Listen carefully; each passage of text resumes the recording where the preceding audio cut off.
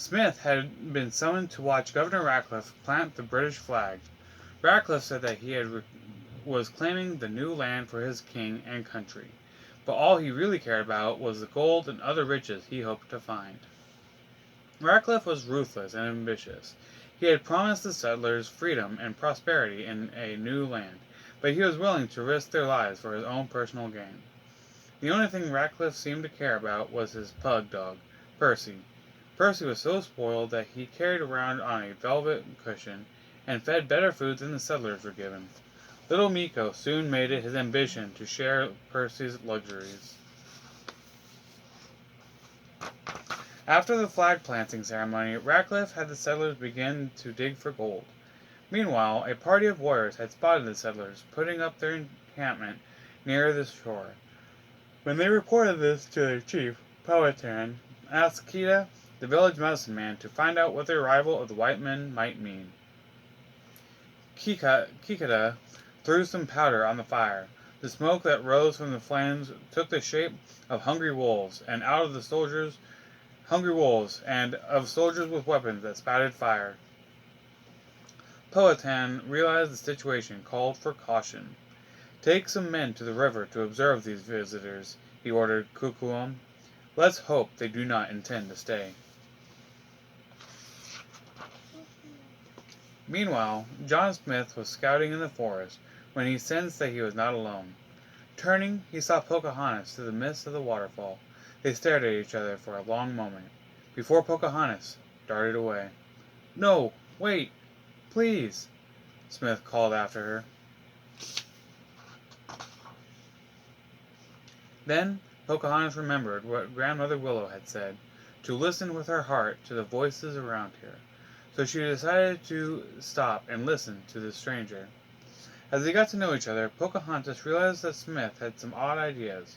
For instance, he thought the Indians were savages, and he did not understand that all the parts of nature, people, animals, plants, even the winds and clouds, were alive and connected to each other. So she showed John Smith her world. Slowly, he started to see the colors and the shapes of the wind, and the rest of nature, just as she did. When they parted at the end of the day, neither one of them wanted to say goodbye. Soon the tension between the settlers and Indians began to worsen. Ratcliffe had found no gold and was furious. He was sure the Indians were hiding it all. There had already been one confrontation near the settlers' encampment. One of the Indian warriors who had gone to observe the settlers with Kukrum had been shot and wounded. "These white men are dangerous," Powhatan had said, and gave orders that no one was to go near the settlers again. But Pocahontas ignored his order. She even ignored the warning of her best friend, Nakoma, who told her to stay away from John Smith. Instead, when Smith came to meet her while she was out picking corn, she quickly left with him, leading him to Grandmother's willow glade. That's when she found out what the settlers had come for gold. "What is gold?" Pocahontas asked. Once Smith had explained, Pocahontas told him that the only gold the Indians had was the golden corn they grew in their fields. They were still talking when Grandmother Willow joined the conversation. "Hello, John Smith," she said. Smith was shaken. "Pocahontas, that tree is talking to me," he blurted out. "Don't be frightened," the tree spirit told him. "My bark is worse than my bite." Soon Grandmother Willow and John Smith were chatting away as if they had known each other for years. Pocahontas was pleased that Grandmother Willow approved of her new friend. Suddenly, they were interrupted by the shouts of two settlers who were looking for Smith. Smith realized he had to get back to the settlement.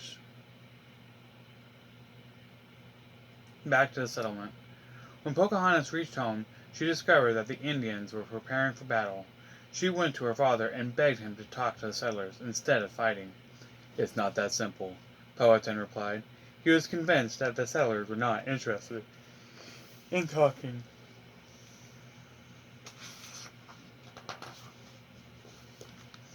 When Smith returned to the settlement, he tried to explain to Governor Ratcliffe that the Indians had no gold, only corn. He also explained that the corn was food, and that the Indians would be happy to share it.